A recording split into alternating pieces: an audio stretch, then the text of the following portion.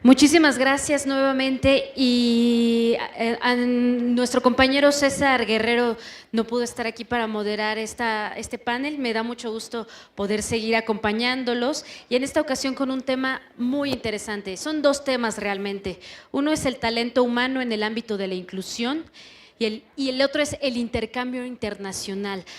Queremos hacer énfasis en que mucho de lo que se ha platicado aquí se ve desde una perspectiva para gente que ha tenido todas las oportunidades físicas posibles, pero ¿qué pasa con aquellas personas que tienen alguna discapacidad o con alguien que necesita una atención muy especializada para también poder incluirse en un ámbito profesional? Pues bueno, justamente de eso vamos a hablar a través de la experiencia de nuestros panelistas. Y la otra, el intercambio internacional, algo que es sumamente importante en la educación actual porque el irte de intercambio, el estudiar en otro país, el adquirir desde más joven experiencias de profesores que a lo mejor provienen de otras partes del mundo, seguro nos hace muchísimo más fuertes ya regresando nuestros conocimientos a México, y ese es el caso de varios de nuestros integrantes y también extranjeros que se han quedado a vivir a México a poner también su granito de arena.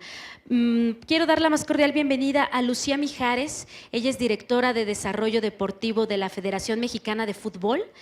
Bajo su liderazgo, la Federación Mexicana ha creado el programa Jugamos Todos, el cual impacta de manera positiva en la hegemonía, inclusión e influencia que el deporte tiene en los ámbitos educativos, culturales y de salud en México. Estudió la maestría en Marketing y Administración Deportiva en Suiza y pues bueno, una gran experiencia la que tienes. Bienvenida. Muchas gracias, Lucía.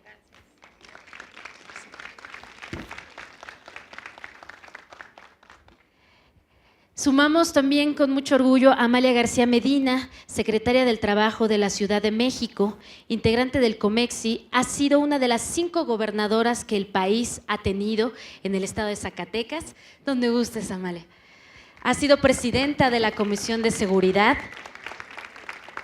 Su visión política ha favorecido las causas relacionadas a derechos de los jóvenes y mujeres, democracia, anticorrupción, no violencia, migración. Presidió la Comisión Interparlamentaria de Derechos Humanos del Foro de Presidentes y Presidentas de los Poderes Legislativos de México, Centroamérica y el Caribe. Bienvenida, Amalia. Un gusto. También tenemos a César Alejandro Vargas de la Torre, fanático del desarrollo y la enseñanza de sistemas de cómputo. Ha impartido clases de programación en Estados Unidos y de cálculo integral, álgebra lineal, termodinámica y química en la Facultad de Ingeniería de la UNAM. En su trayectoria profesional destaca su labor en empresas de Grupo Carso, donde ha colaborado por casi 20 años. Bienvenido, César.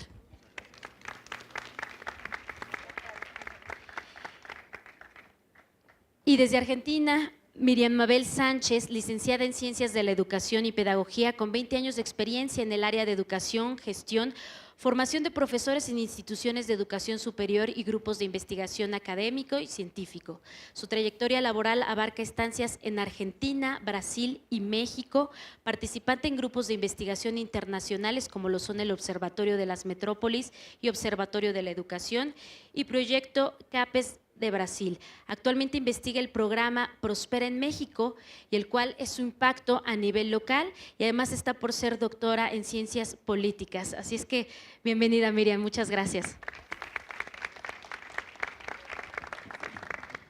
Como pueden ver, una gran experiencia. Vamos a tratar de aprovechar el tiempo, empezando por, cada uno tiene diferentes experiencias en el ámbito de la inclusión a nivel educativo y de la experiencia internacional. Entonces, me gustaría que nos hablaran desde, por ejemplo, empezando por Lucía, que tienes un acercamiento impresionante en un tema que aquí en México no solo genera pasión, sino genera disputas familiares, ¿no?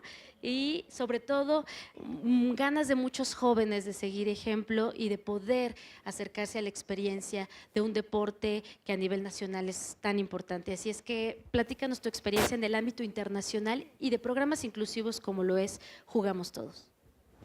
Si quieres, aquí uso el mío. Buenas tardes. Primero que nada, tengo que confesarles, se me antojaron las palomitas. ¿Cómo venir al cine y no comer palomitas? Provecho a todos. Muchísimas gracias por la invitación.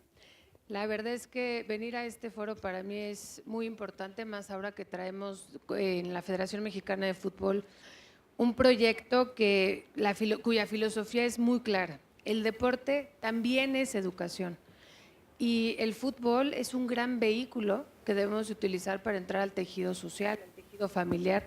Bien decías, las disputas familiares casi siempre giran alrededor de un partido, un América Chivas, o si la selección nacional metió el gol, si el Chucky Lozano o el Chicharito estuvieron en la alineación. Y fíjese que recientemente quisimos cambiar un poco la conversación dentro de la Federación Mexicana de Fútbol, porque entendíamos, en el área que dirijo, entendíamos muy bien que cómo vamos a tener a buenos futbolistas si no tenemos a buenos atletas. Y tenemos pocos buenos atletas en este país por un sistema de suerte, yo les diría. Cada atleta mexicano que participa a nivel internacional, que gana una medalla olímpica, no se pueden imaginar, déjense el orgullo que uno pueda sentir, la admiración que siento hacia ellos, porque el contexto en el que ha vivido, yo fui atleta, yo estuve en la selección nacional de taekwondo, y hoy que hablamos de talento, te das cuenta de que el talento es uno de los tantos factores que uno tiene que tener para poder sobresalir a nivel deportivo. Y yéndonos un paso a la antesala de esto, nos dábamos cuenta que no podíamos tener buenos futbolistas si no eran primero atletas, pero no teníamos buenos atletas porque los niños en México no se mueven y punto, ¿no? Entonces, ahí pues todos los datos que tenemos de México ser el país, tenemos entre los grandes premios el primer lugar en obesidad infantil. Hoy la inactividad física es una pandemia ya mundial, es una pandemia donde básicamente no nos movemos. Fernando creo que nos dio una enorme cátedra de inclusive ni podemos caminar en los semáforos sin tropezarnos siquiera. Y decíamos, ¿cómo podemos utilizar este músculo para trabajar temas que para nosotros son muy importantes? Uno de ellos era la inclusión. Yo como mujer se los puedo decir, trabajo en un medio muy complejo que es el fútbol. Somos 2 directoras dentro de la organización y se están abriendo las puertas a nivel de género de manera muy importante. 2, a nivel deportivo necesitábamos generar escenarios para que los niños y las niñas interactuaran en un mismo espacio. Y decíamos, oye, no podemos tener este tema de talento porque, ¿qué creen? Yo hasta el día de hoy, en 17 años que llevo trabajando en el deporte, no conozco a un niño que se haya despertado, haya nacido, despertado y dijo, voy a jugar la final en el Estadio Azteca con un contrato millonario. No existe eso, no hay coincidencias, hay todo un trabajo donde se junta el talento, donde se junta la vocación, donde se junta un contexto también social, educativo y sobre todo familiar. Entonces, Jugamos Todos lo que busca es generar una plataforma dentro de las escuelas de iniciación deportiva para que los niños y las niñas tengan las mismas oportunidades dentro de esa hora de clase de educación física, a demostrar, a probar, pero más que nada a divertirse y a jugar. ¿Quién no se acuerda de esa clase de educación física? No era de las más divertidas, o soy la única loca que cree eso. Pero en realidad era la única hora que uno tenía para despertar y para irse a jugar. Yo era un crack en los quemados y en el Espiro también. Se burlan mucho de mí por eso, pero eso me dio habilidades más allá de las deportivas, me dio habilidades de vida. Como mujer, hoy les puedo decir que todo eso me dio la oportunidad de trabajar bajo objetivos, trabajar a metas a mediano, largo y corto plazo y sobre todo aprender a trabajar en equipo. Y creo que eso es de las cosas más importantes cuando hablamos en temas de inclusión. No importa si eres niño o niña, no importa si eres de Michoacán o de la Ciudad de México, no importa si le vas a la América o a las Chivas, tenemos un fin común y es trabajar hacia un mismo fin, que para nosotros en el fútbol es el equipo, ¿no? Y eso creo que es de las virtudes que queremos destacar con este programa. Excelente. Y el hablar también, cuando mencionas que son dos directoras, ¿no? Ahora está mucho el tema ya de la inclusión de género. En toda organización, desde las escuelas debe hacerse. En este sentido, para Amalia García, que has trabajado temas de derechos de los jóvenes, muchas veces en las escuelas nos dicen, eres bueno para tal, se ve que tienes actitudes, pero a ustedes como docentes les ha tocado, o a ustedes mismos a sus estudiantes, decirles, tienes talento. O sea, el que alguien te diga que puedes y que eres capaz de hacer las cosas vale muchísimo, como ya lo vimos en anteriores ponencias.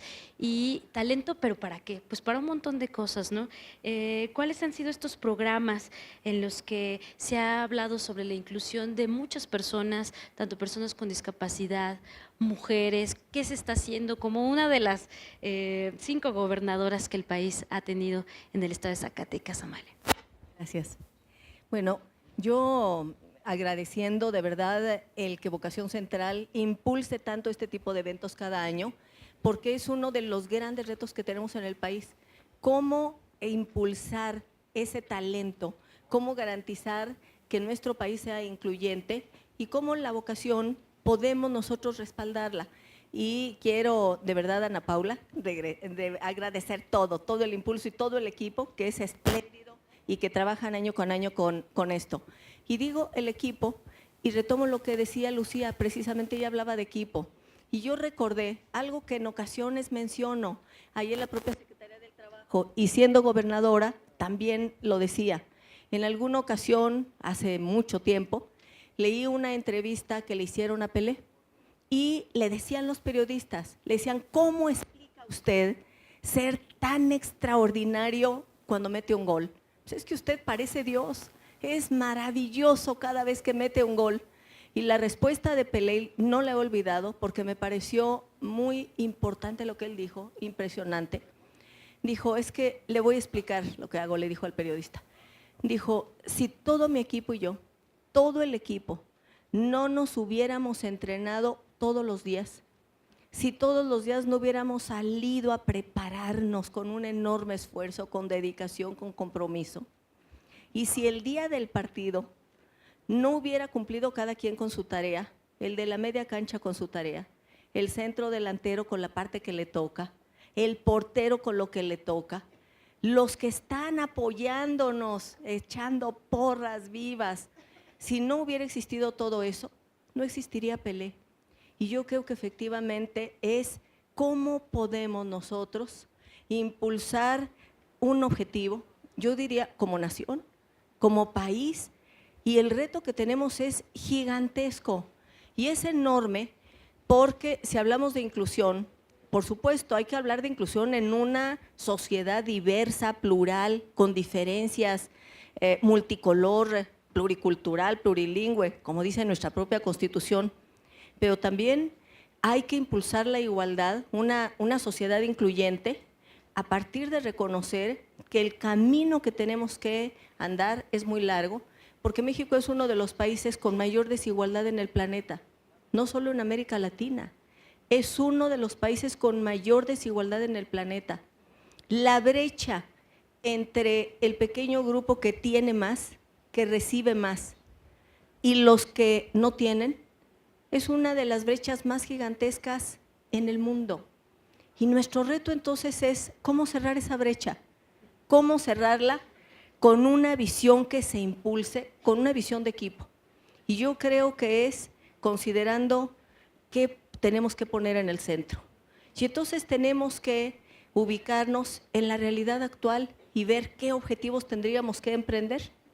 Por ejemplo, en el ámbito del trabajo. Hay un nuevo mundo del trabajo, lo decimos todos, lo vivimos todas y todos, lo dice la OIT, lo dice Naciones Unidas, lo dicen los empresarios. Se nos presenta un nuevo mundo del trabajo, el del siglo XXI. ¿Cómo cerrar las brechas de las diferencias económicas, del conocimiento en pleno siglo XXI? Tomando decisiones de Estado y haciendo todo lo que esté de nuestra parte para cerrar esa brecha. Y uno de los grandes instrumentos, por eso yo reconozco a Vocación Central esta iniciativa, es el del conocimiento.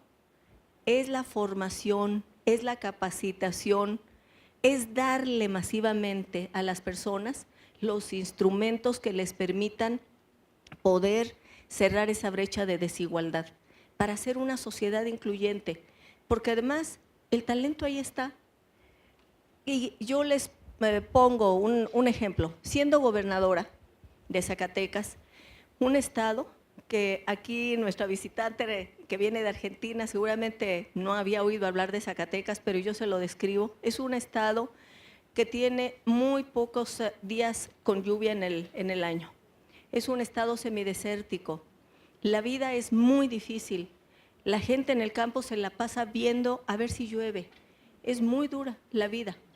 Y entonces, cuando me eligen gobernadora, yo dije, bueno, tenemos un estado además que de migrantes.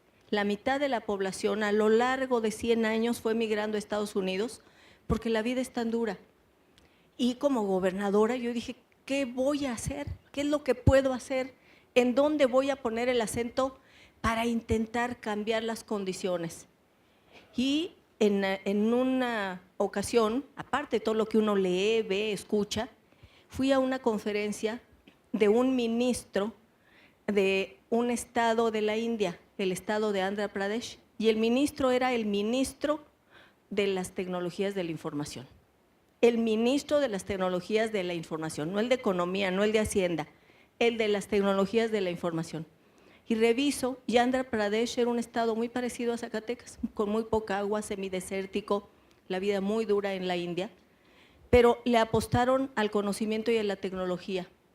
Y el estado, ese estado de la India, se ha convertido en uno de los estados con mayor producción, más riqueza, a partir de apostarle a la tecnología. Entonces yo dije, tenemos que apostarle aquí al conocimiento y a la tecnología. Y teniendo migrantes en Estados Unidos, busqué a jóvenes talentosísimos, con gran capacidad, con gran conocimiento, que estaban en universidades y en grandes corporativos en Estados Unidos, zacatecanos, y que pudieran regresar o por lo menos ir algún tiempo a Zacatecas a algún proyecto. Y un grupo de ellos decidió apostarle a un programa de robótica en el estado. Y entonces diseñaron un programa de robótica para dar clases de robótica, para construir robots a niños de 5º y 6º año de primaria de escuelas públicas. Y se echó a andar el proyecto de robótica en 5º y 6º año de primaria. Escuelas en el semidesierto, en zonas rurales, también en zonas urbanas. Y al principio, cuando echamos a andar el proyecto, se reunió conmigo un grupo de empresarios y me dijeron, oiga, pero está perdiendo el tiempo, ¿para qué hace esto? No lo haga, deje que eso lo hagan en Nuevo León, en la zona metropolitana, en Monterrey, que lo hagan en Guadalajara, que lo hagan en Guanajuato, en la Ciudad de México, pero en Zacatecas no pierde el tiempo. Y entonces yo creo que ese es el pensamiento que no debe haber, porque si no la brecha, además de la económica, la brecha de conocimiento se hace insalvable. Bueno, echamos a andar el programa y lo más impactante fue, porque además con los maestros, maestras, que quiero decirlo aquí públicamente, maestros que en general podrían haber dicho, porque no estaba en la currícula, las clases, este tipo de materias, eran horas extras, pues que querían horas extras de sueldo. Bueno, las maestras y los maestros se metieron a prepararse, se involucraron, dieron su tiempo y las horas extras, estaban comprometidísimos y lo que encontramos fue que jugando, porque era como un juego, y era un juego en realidad, los niños, las niñas, hasta de las zonas más apartadas, aprendieron a utilizar las matemáticas, el pensamiento crítico, a diseñar sus robots. Entonces mi conclusión es, el talento existe, el reto es qué hacemos para detonar ese talento. Entonces yo creo que tenemos mucho por hacer, y aquí en la Ciudad de México, en la Secretaría del Trabajo, a lo que le estamos apostando con poco recurso, y ahí está el reto, debería haber más recurso, todo el recurso debería haber, a la capacitación, a la formación del capital humano, porque una de las diferencias en el mundo actual es el conocimiento y es la capacitación en un nuevo mundo del trabajo. si quienes están egresando no tienen competencias digitales, si no hablan inglés, si no manejan matemáticas, va a ser difícil que se puedan incorporar y que entonces se cierren las desigualdades. Y claro que estamos impulsándolo, por ejemplo, con personas con discapacidad. Tradicionalmente, en los últimos años, todo el mundo dice a las personas con discapacidad hay que respaldarlas. Y se les dan apoyos, sillas de ruedas, aparatos auditivos, bastones, etcétera. Pero decidimos que aquí lo que había que hacer es poner el acento en su autonomía económica, porque es lo mejor que les podemos dar. Y, por ejemplo, estamos dando unas clases con personas con discapacidad, se les dan los kits para que puedan reparar celulares. Tenemos ya una capacitación para reparación de drones, porque además el mundo actual, ya todo el mundo va a tener un dron, las empresas van a tener drones, se va a requerir que alguien repare drones o tabletas. Estamos impulsando cooperativas con el Instituto Politécnico Nacional para que se formen cooperativas de jóvenes que hagan software o que hagan aplicaciones. Bueno, yo en resumen diría que el reto que tenemos para cerrar las brechas de desigualdad, no solo las económicas, sino también las del conocimiento, es apostarle al conocimiento y tenemos que hacerlo masivamente. Excelente, Amalia. Me hiciste recordar a uno de los últimos entrevistados ciegos de la Escuela Nacional de Ciegos, que es motociclista, ¿no? Y él obviamente lo hace ahorita con una guía, pero si ya escuchamos de autos que van solos sin ninguna persona que maneje, por supuesto que lo puede hacer una persona que tiene alguna discapacidad, en este caso ceguera, y él está feliz haciendo esto, y además él cursó toda la primaria, secundaria y prepa en una escuela común, con compañeros sin ninguna discapacidad. Entonces él tuvo que adaptarse a ello y dice, sí me hubiera sido bueno a lo mejor tener un trato un tanto especial para poder incluirme en la sociedad, y si aún así lo logra, qué mejor que suceda después con cambios estructurales realmente a las escuelas. Y hablando de la cuestión tecnológica, de las matemáticas, que es el coco de muchos, yo veo el currículum de César y cálculo integral, álgebra, termodinámica, química, bueno, creo que… Clases a domicilio. Perfecto, que muy necesarias seguramente. Platícanos sobre tu labor, sobre todo tienes una experiencia internacional importante, luego está el término de la fuga de cerebros aquí en México, gente que quiere dedicarse a estas áreas, que encuentra el nicho para estudiarlas luego en el extranjero, que desafortunadamente no regresa para aplicar esos conocimientos a nuestro país. En tu caso no es así, llevas trabajando un buen rato en una empresa aquí en México, y pues platícanos tu experiencia en este sentido, por favor, César. Muchísimas gracias. Bueno, gracias a todos, gracias por la invitación, Guillermo, Ana Paula, muchísimas gracias. Es un honor realmente para mí poder conversar con ustedes. Para mí esto es una tertulia en la que todo el mundo estamos buscando tener un lugar mejor. Y bueno, por supuesto me gustan las matemáticas, me han gustado desde hace mucho tiempo, pero realmente, como les decía, desarrollé software y eso por muchos años, también para el grupo y para muchas instituciones, pero nunca pude dejar la academia, he estado pues, dando clases y esto, entonces, por eso, vamos, la vida me ha llevado aquí, pero haciendo referencia al relato de Pelé, estamos ahorita en Grupo Carso, estoy en Telmex, y estamos en las iniciativas de educación del grupo, ¿no? Las iniciativas de educación de Telmex. Entonces, pues Telmex tiene tecnología, tiene infraestructura y tiene una intención real de impulsar a la educación en el país. Y eso pues, es importante para las empresas, por supuesto, y estar en contubernio, ¿no? En organizarnos junto con el gobierno, vamos, y particulares, instituciones. Entonces, estamos impulsando, o estamos en una iniciativa que se llama académica.mx, en donde estamos en relación con más de 500 instituciones de educación superior y media superior y tecnológicos, ¿no? Entonces, de todo el país, de Latinoamérica y de España, por ejemplo, y de Estados Unidos también se unen. ¿Cómo se hace esto? Hacemos un convenio de colaboración para que las universidades nos entreguen lo mejor de ellas y que esté en un lugar esta información para que de manera gratuita todo el mundo pueda acceder a ella. Entonces son cursos que se dan ahí y los podríamos tal vez comparar con Coursera o con edX, pero realmente ellos para nosotros son aliados, ¿no? Porque hacen falta pues como brazos para impulsar a la educación en el mundo.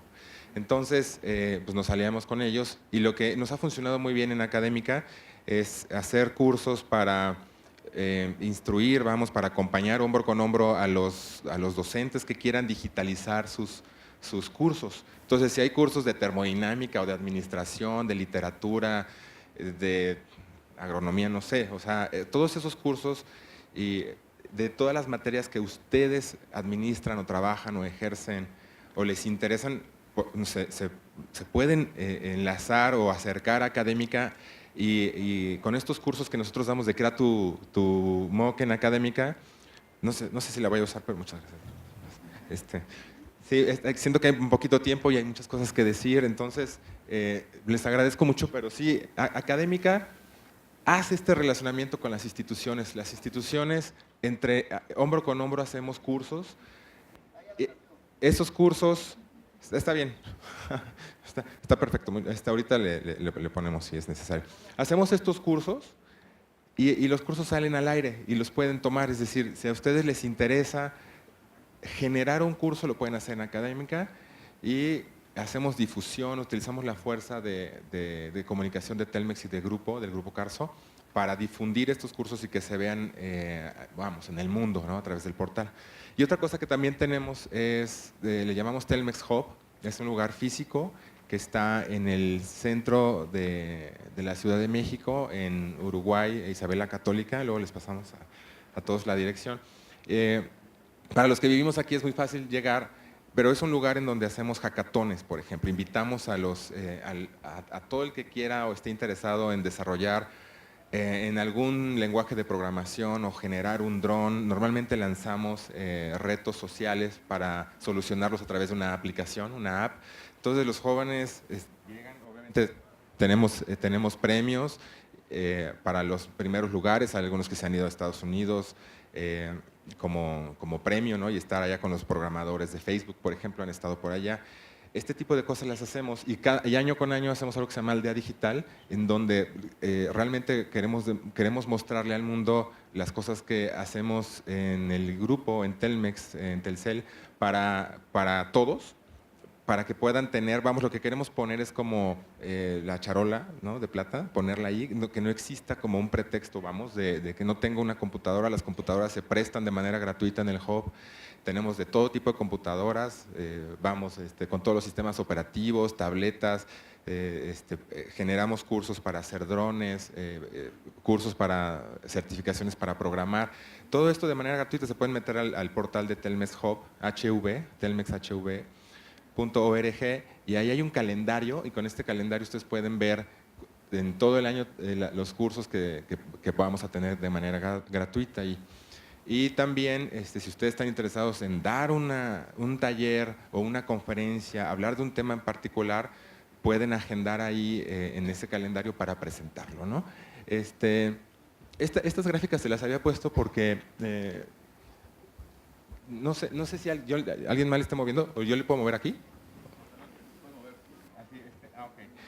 Es nada más una gráfica aquí se me hace muy interesante. Aquí es me hace muy interesante porque habla de los padres de familia que están interesados en el mundo de que sus hijos tengan un título universitario, y estamos en segundo lugar.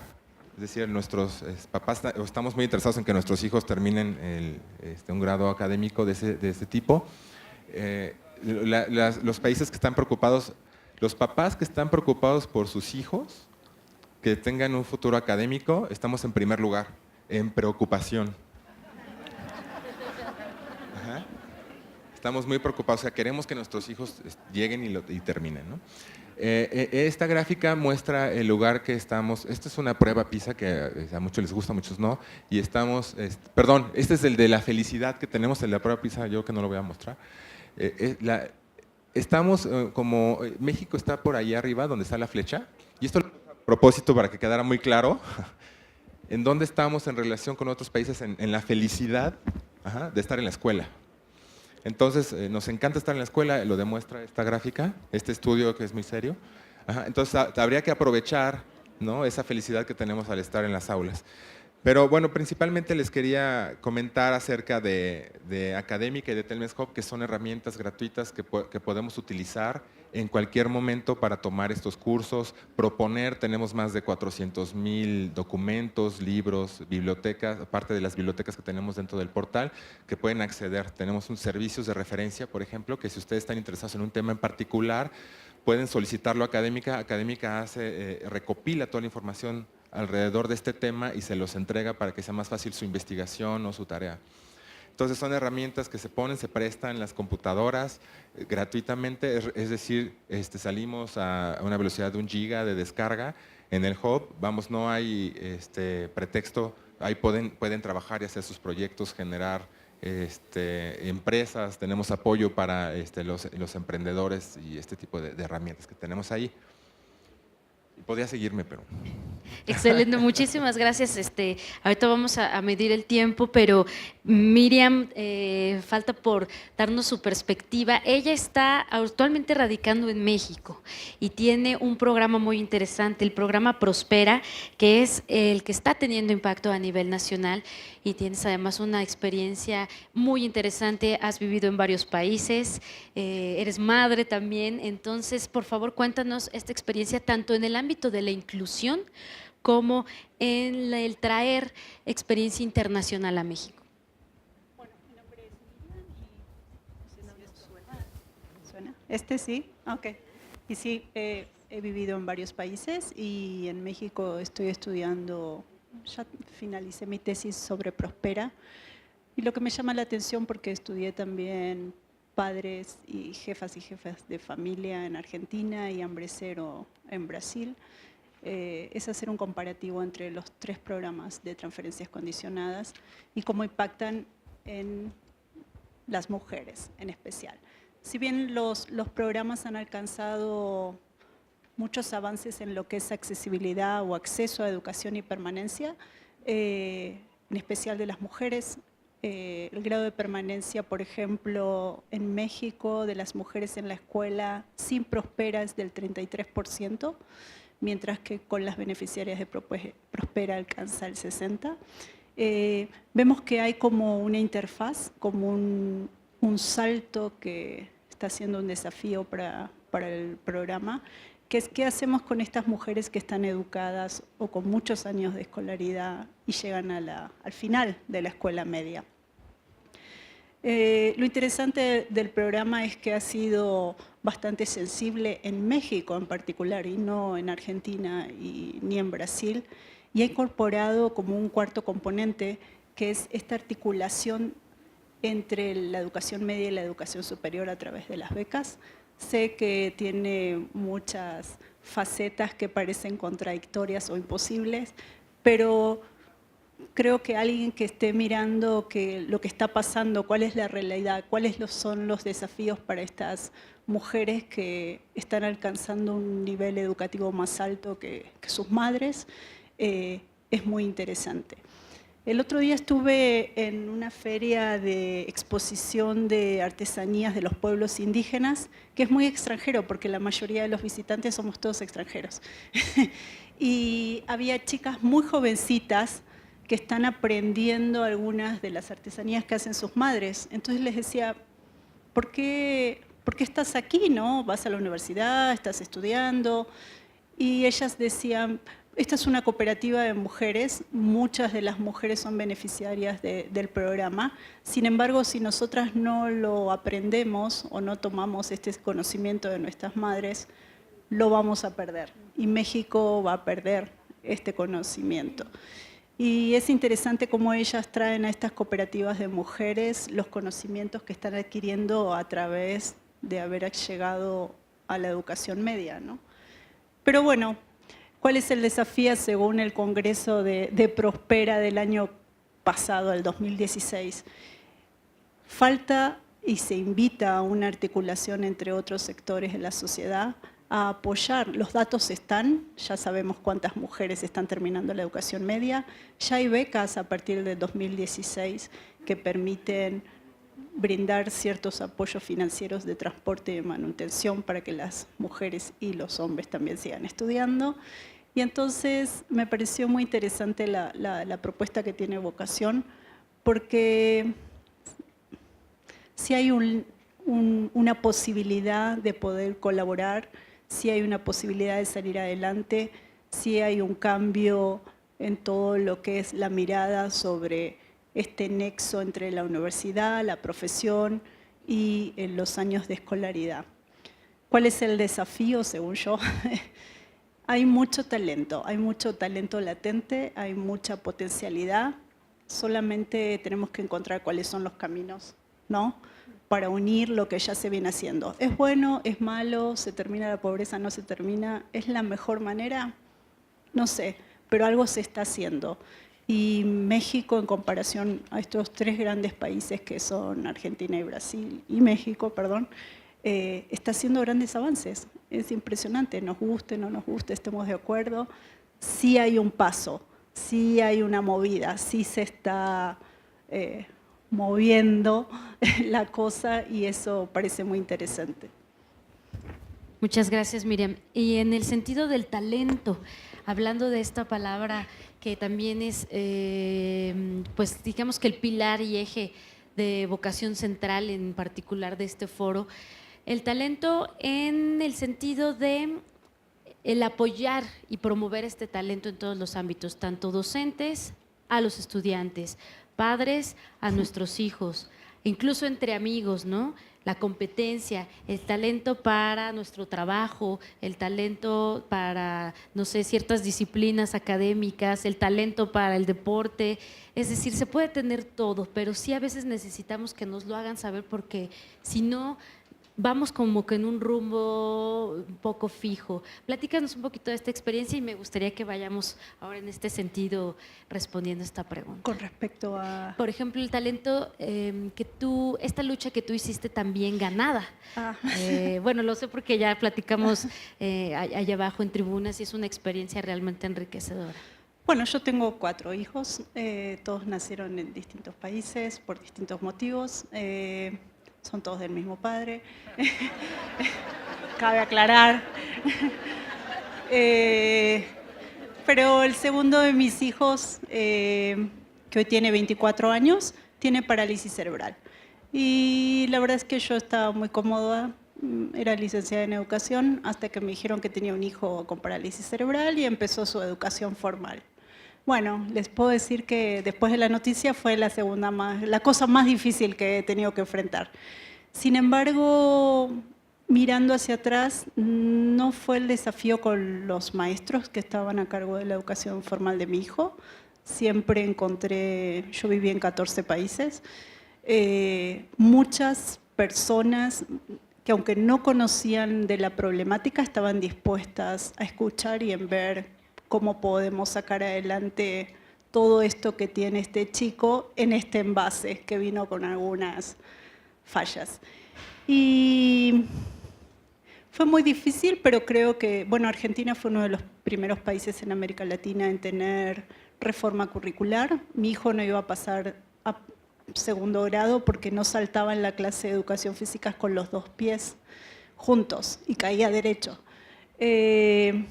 Y la verdad es que con un equipo multidisciplinario y con la escuela y con médicos y asesores y uno que se va informando, fue el primer chico con reforma curricular en educación física en Argentina, en la ciudad de Buenos Aires. Y nada, la verdad es que ha sido un camino muy largo, ha contado con mucho apoyo de la familia, que es fundamental, pero sobre todo de todas las personas que están involucrados en lograr ese desarrollo y en sacar adelante lo que él tenía para dar. Hoy tiene 24 años, estudió afuera y está trabajando en México. México, más allá de cómo se ve él, de cómo camina, supo acogerlo y darle una oportunidad y soy muy agradecida. Gracias. Lo vimos en recientes meses, que somos un país muy acogedor y con muchas ganas de ayudar, muy solidarios. Amalia, también tenemos derechos, así como Miriam pues habló por los derechos de su hijo, junto con su hijo, para poder hacer cambios estructurales en materia educativa. Tú que estás en el ámbito de los derechos humanos, necesitamos llevarlos de la mano constantemente de la educación también, sin duda. Eso que tú dices es muy importante, y lo que dijo Miriam, porque no se trata de acciones graciosas o de una concesión. Las personas tenemos derechos, nacemos con derechos, independientemente de nuestras características, del lugar de origen, tenemos derechos. Y un derecho que desde la Secretaría del Trabajo enfatizamos, defendemos, promovemos, es el derecho a tener un trabajo digno y a la formación y a la capacitación. El tener independencia económica es un derecho, es un derecho. Entonces, esto que aquí Miriam cuenta, que además lo que ella nos relata es cómo abrieron brecha también en Argentina, y la están abriendo seguramente en muchos países en donde ellos han vivido, porque las leyes tienen que cambiar, también la sociedad, y reconocer que esos derechos tienen que tener instrumentos para que se puedan hacer efectivos. ¿Qué hemos hecho, por ejemplo, en la Ciudad de México con personas con discapacidad? Yo hablaba de la capacitación, por ejemplo, para que usen la tecnología y para que puedan tener un ingreso propio. También en el gobierno de la ciudad hemos incorporado a personas con discapacidad, con diversas y múltiples discapacidades, para que trabajen en el gobierno. Yo, por ejemplo, en mi equipo de asesoría, hay varias personas con discapacidad, pero en el equipo de asesoría específicamente participa un joven que es invidente, y él es uno de los que están encargados, entre otras cosas, de atender todo lo que tiene que ver con solicitudes, información, citas que tengo. Y la gente diría, pero si es invidente, ¿cómo le hace? Bueno, pues la tecnología también ayuda, porque él en la computadora está con un sistema de voz trabajando todo el tiempo, y es tan inteligente y tan brillante en sus respuestas, porque además tiene un enorme deseo de estudiar y de conocer. Eso es brillante. Bueno, Elvis se llama, y lo respaldamos y de verdad reconocemos su inteligencia. El otro día me dijo, bueno, usted dice que soy muy inteligente y votaría por mí si quiero ser diputado. Bueno, le dije, Elvis, tranquilo, poco a poco, pero es impresionante su inteligencia, su capacidad. Lo voy a contar porque él lo ha contado. Su mamá era trabajadora doméstica, trabajadora del hogar, y ella hizo un enorme esfuerzo y sacrificio, y él estudió sociología en la UNAM, terminó la carrera, compró ella un pequeño departamento de vivienda popular, y estando él ya trabajando con nosotros, falleció su mamá. Es hijo único, era hijo único. Bueno, cuando fallece su mamá, lo que le preguntamos es si estaría dispuesto a irse a vivir con alguna familia. Y lo que nos dijo es que él tenía que salir adelante. Y todos los días se traslada en el transporte público de su casa hacia el trabajo. ¿Qué hemos hecho con personas, no solo con personas con discapacidad, con hombres, con mujeres, con una parte de trabajadores del gobierno de la ciudad? Estamos con un programa de teletrabajo los martes y los jueves, y hacen trabajo a distancia en casa para personas como Elvis, y también para trabajadores que no tienen una discapacidad, pero que queremos que también hagan teletrabajo, porque es una manera de conciliar la vida familiar, que se queden en su casa. Bueno, pero para él, por ejemplo, ¿qué significa? Que tiene el talento, la capacidad, la inteligencia, tiene su trabajo, tiene derecho a tener un ingreso, pero la tecnología le permite que martes y jueves él haga este trabajo en una computadora desde su casa, sin hacer hora y media o 2 horas en el metro, en el microbús, caminando, cruzando las calles, llegando a la oficina. y luego regresando. Entonces, el talento está ahí y los derechos están ahí. ¿Cuál es el reto que se nos plantea como sociedad? A los padres de familia, a los servidores públicos, a la sociedad toda. Generar los instrumentos para que sí haya inclusión, para que no haya una separación, porque teniendo derechos las personas, la sociedad en general está diseñada para no garantizar esos derechos. Y nuestro reto es garantizarlos. Y creo que aquí una de nuestras tareas también es que las empresas, que la iniciativa privada reconozca esos derechos y ese talento. Cada vez lo hace más, pero yo aquí aprovecho para hacer este llamado a que abran más vacantes y más oportunidades de trabajo, porque el talento, la inteligencia, la capacidad ahí está, los derechos ahí están. Y desde la Secretaría del Trabajo, si se requiere alguna capacitación adicional, nosotros estamos dispuestos a dar esa capacitación adicional. Excelente, y creo que esto ayuda a crearles a los chavos esta proyección de su vida. Bien lo decía al principio Lucía, que no hay nadie que diga, quiero jugar la final del Mundial en el Estadio Azteca. Pero él sí dijo, quiero ser diputado, ¿no? Entonces, a lo mejor él, sabiendo que hay herramientas y posibilidades como educación a distancia, como cursos en línea, herramientas que se puedan implementar en las escuelas, entonces, por supuesto que puede ser posible para cualquier persona. Y la cuestión es darles ese regalo de poder proyectarse a futuro, y eso también es orientación vocacional. Lucía, todos, jugamos todos. Es el proyecto que lideras y ha dado también grandes frutos en este sentido a varios jóvenes que desafortunadamente perdieron a lo mejor la esperanza en algún momento de poder jugar, pero la están recuperando. Así es, yo creo que desde la organización aprendimos un tema de inclusión. Fíjate que uno de los grandes aprendizajes que tuvimos como organización es que abordamos problemáticas que nos afectan a todos, colectivas, de manera individual. Entonces nosotros como Federación Mexicana de Fútbol creíamos que, claro, pues somos la Federación Mexicana de Fútbol, obviamente hay que meternos en temas de educación, en temas, cuando no es nuestro tema, nuestra labor es promover el fútbol, básicamente. ¿De dónde sacamos que éramos educadores, verdad? ¿O de dónde sacamos que sabíamos hacer una metodología que abordara ejes transversales como valores, como habilidades físicas, que es la educación física, y en temas de salud? Entonces decíamos creo que parte de la inclusión tiene que arrancar en que nosotros aportamos la marca, pero necesitamos generar un tema de transferencia de conocimiento de todos lados. Y hoy contamos con un equipo multidisciplinario que está en Estados Unidos, España. Aquí está Vocación Central, que es parte del proyecto, el mismo Fernando Valenzuela. Entonces, logramos configurar un equipo que entendiera la problemática desde un punto de vista colectivo, para un problema que nos afecta a todos, que es la inactividad física.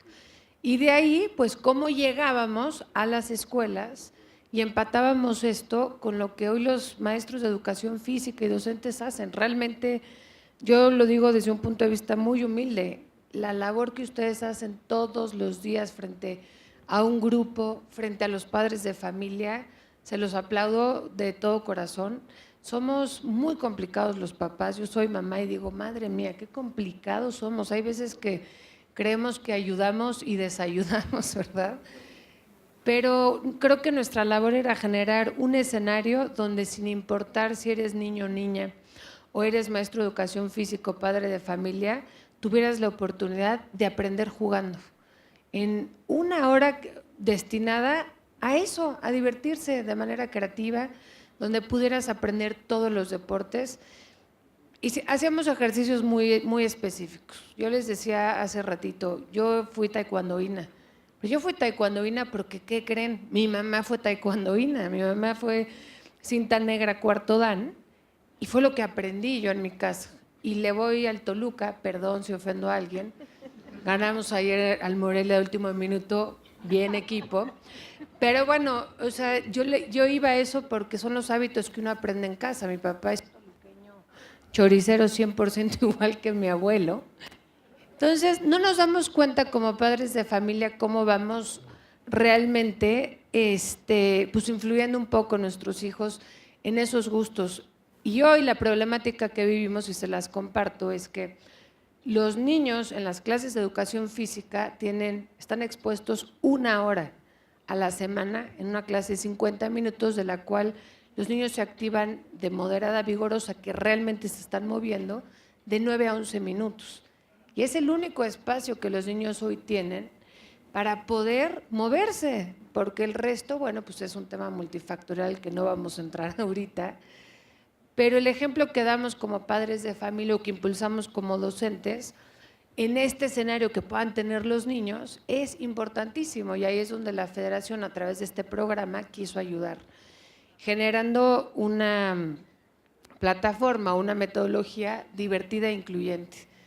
¿Y qué creen que hemos aprendido a lo largo de este año que llevamos activándonos? Primero, los que menos se mueven somos las niñas. Pese a que tenemos el mismo escenario, la misma hora y estamos expuestos en el mismo momento, las niñas nos movemos menos. No puedo decirles de manera científica por qué es, pero me imagino que todos van a creer que es un tema cultural. Y les voy a decir qué pasa en el fútbol específicamente. En el fútbol, en estudios que ha hecho la Federación de Inglaterra, salen 2 datos importantísimos. El primero es que cuando uno tiene un niño y empieza a caminar, lo primero que le damos los padres de familia, ¿qué creen que es? Un balón de fútbol, y lo sacamos al parque, ¿eh? Es como, llégale, mijito, ya está tu balón de la América y de las Chivas. Y a la niña la ponemos en una mantita, la sentamos, tu muñequita, mijita, y ahí se queda. Cuando los niños o las niñas deciden jugar al fútbol, los padres vemos a la niña como un gasto. Es, no, mijita, aquí te voy a pagar tu academia de fútbol. Me va a costar porque no estoy viendo que hay una proyección. Hoy afortunadamente ya está la Liga MX femenil, ya hay una liga amateur oficial de la Federación Mexicana de Fútbol y ya empezamos a ver como por aquí. Y al chavo lo vemos como una inversión. Entonces estamos excluyendo automáticamente el hecho de que esa niña pudiera tener un talento o una vocación para jugar al fútbol y que se convierte en un futuro en una Marigol Domínguez. Entonces no nos damos cuenta. Nosotros en la Federación veíamos todo esto y decíamos, necesitamos apoyar, impulsar y sumarnos, donde los niños y las niñas en ese espacio que hoy tienen, que son 50 minutos a la semana, pudieran no aprender habilidades del fútbol, pudieran aprender habilidades de iniciación deportiva. Si hoy quieres exponerte al básquetbol, al fútbol, al handball o a lo que sea, esta metodología Jugamos Todos te da esa oportunidad. Yo siempre les cuestioné a mis papás por qué nunca me dieron clases de cello, pero es que en realidad nunca tuve como de qué forma mis papás me iban a enseñar el cello si nunca tuve ese espacio. Decían, es que yo no soy musical, ¿no? Y siempre he creído que yo debí de haber estado en las artes también, Pepilla Urigel, no sé, algo. Pero nunca me expusieron a ese espacio. Y a nivel deportivo probablemente nos ha faltado para los niños darles ese escenario y ese espacio donde prueben esas habilidades, donde se vean como uno más, cabeza a cabeza, sin importar si eres niño o niña, si estás con sobrepeso, si tienes una discapacidad o no. Lo que queremos es que aprendas jugando, y eso es parte de lo que nosotros creemos como un fomento hacia el talento, hacia la vocación, pero sobre todo hacia la inclusión. Excelente, muchísimas gracias, Lucía. Y pues así como trabajar el cuerpo, trabajar la mente, el buscar promover estos espacios para darles a los profesores, profesoras las herramientas externas de cómo pueden seguir trabajando otros temas también sus estudiantes y no solo quedarnos en el aula, ¿no? Ya existe un mundo digital, como bien ya lo mencionaste, César, enorme. Ya lo vimos aquí en la conferencia de Fernando, como también el romper esquemas es lo de, no lo de unos años, sino lo de mañana, lo de en unas horas. Así es que, pues, por favor, para cerrar este panel, nos encantaría que nos des un gran consejo a todos los aquí presentes. Bueno, yo quisiera compartirles que en esta, de repente hacemos algunas investigaciones para ver quién es nuestra audiencia, por ejemplo, quiénes son los que realmente estudian en línea o quiénes son los que estudian en donde sea. Entonces, por ejemplo, la OCDE hizo una investigación que a mí me dejó impactado, en donde se entregaron computadoras a cientos de personas, jóvenes en realidad, de diferentes niveles socioeconómicos, digámoslo así, ¿no? Desde muy buenos hasta muy malos. Entonces, el resultado fue muy interesante porque los grupos de nivel socioeconómico alto, si me permiten decirlo así, ¿no? Es una investigación en inglés, le dicen wealthy, ¿no? Los que son muy wealthy y los que no tanto. Entonces, los que sí son, ellos, si tenían una empresa, sus papás, o si ellos eran muy matados, es decir, estudiaban mucho, estas herramientas las utilizaban, o sea, les daban una computadora y conectividad, ¿no? Estas herramientas las usaban para fomentar más eso, pues, las usaban para ayudar a su papá en el negocio, para estudiar más, para descargar, porque también se les da conectividad, insisto. Y los que no, tristemente no. Es decir, se trató con este ejercicio de decir, bueno, ¿qué pasa si a todo mundo le damos una laptop y conectividad? ¿No? Todo mundo ya va a cambiar esto y realmente resultó que la brecha, esta brecha, inclusive se separa más porque los que tienen la utilizan todavía para crecer más, ¿sí? Y los que no, la utilizan básicamente para chatear y jugar.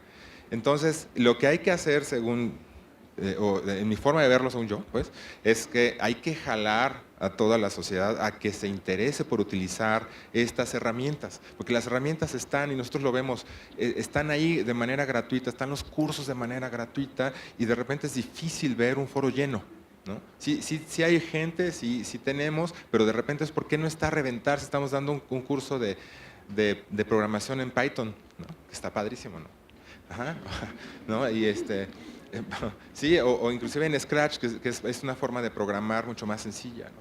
Aceptamos ahí en las casas de todas las edades, ¿no? Hay cursos para adultos mayores, hay para niños, ¿no? Hasta bebés, se dan cursos para enseñarles a los papás cómo deben de tratar qué tipo de balón darle, ¿no? Si del Toluca o no, y así, no, importante.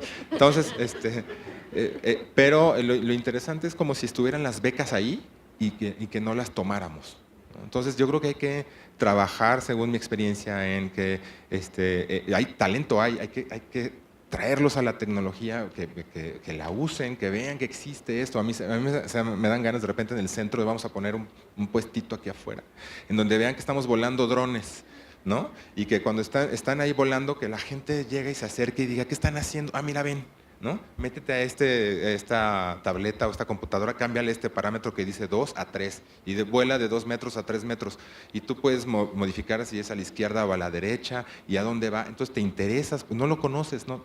Piensas que es como de otro mundo y cuando llegas y lo tocas y lo manipulas y que sabes que tú puedes hacerlo y aquí están todas las herramientas, te interesas. Entonces yo creo que la labor más fuerte que tenemos que hacer todos es jalar a toda la sociedad a que vean que pueden manipular estas herramientas tecnológicas para el beneficio, ¿no? Principalmente esperamos, ¿no? De toda la sociedad. Ese es lo que creo. Talento, insisto, hay en todo el mundo. Yo lo he visto muchos mexicanos, tuve la oportunidad de estar en el MIT el año pasado y estuve con los mexicanos que estaban por allá o los latinos, ¿no? Y son doctores que están llevando tesis doctorales allá en el MIT y de Guadalajara al VAR, por ejemplo, que ha llevado microsatélites al espacio y hace concursos con los chicos de secundaria de diferentes estados de Estados Unidos y los chicos de secundaria lo que hacen es programar el movimiento del satélite en la estación espacial. Entonces, una vez al año se juntan las secundarias que participaron, están en las finales y mueven un satélite rojo y otro un satélite azul y a ver quién llega a la meta con diferentes acrobacias que tienen que hacer los satélites. Esos satélites realmente sirven para se separan cuando encuentran un objeto extraño o interesante en el espacio y se vuelven a juntar y van todos juntos volando. Esto es una investigación que hace un mexicano, por ejemplo, en Estados Unidos y que su esfuerzo llega y dice, es que yo quiero llegar, por supuesto, a todo el mundo. Cuando pensemos en ayudar al mundo, entonces vamos a ayudar fuertemente a nuestro país, ¿no? Entonces se me quedó muy grabado. Excelente. Y pues todo parte desde ustedes, docentes que nos acompañan a meterles esto en la cabeza, y ojalá que haya sido pues muy agradable para ustedes este panel. Y con eso nos vamos. Hay talento en México, sí que lo hay, y pues nos despedimos. Muchas gracias. Gracias.